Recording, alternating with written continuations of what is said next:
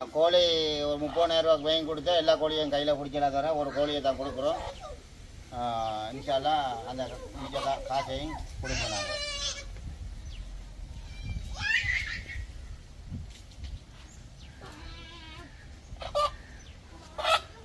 இந்த இதில் 80,000 ரூபா காசு இருந்துச்சு.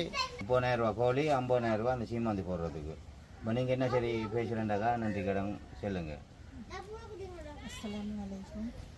ஜஸாக்குமுல்லாஹ் ஹைர். நீங்கள் செஞ்ச உதவி பெரிய உதவி. கோழிக்கு 30,000 எடுத்துருக்கேன்.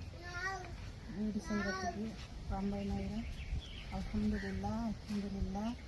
ஜன்னத்துக்கு தோஷ உங்களுக்கு கிடைச்சி உதவி செஞ்சவங்களுக்கு. அல்ஹம்துலில்லாஹ். தவிர இன்னும் கொஞ்சம் வேலைப்பாடு இருக்குது.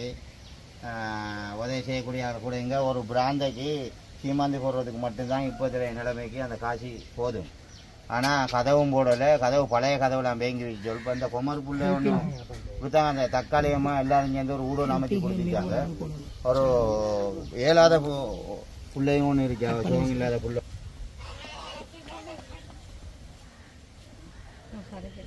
அஸ்ஸலாமு அலைக்கும்.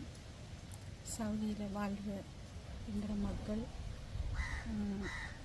உதவி செஞ்சிருக்காங்க. உதவுங்கரங்கள் அதால் ஜஸாக்குமுல்லாஹ் ஹைர். உங்களுக்கு நான் துவா செய்கிறேன் எல்லாருக்கும்.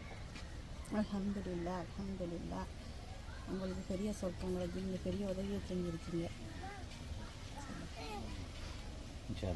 எனக்கு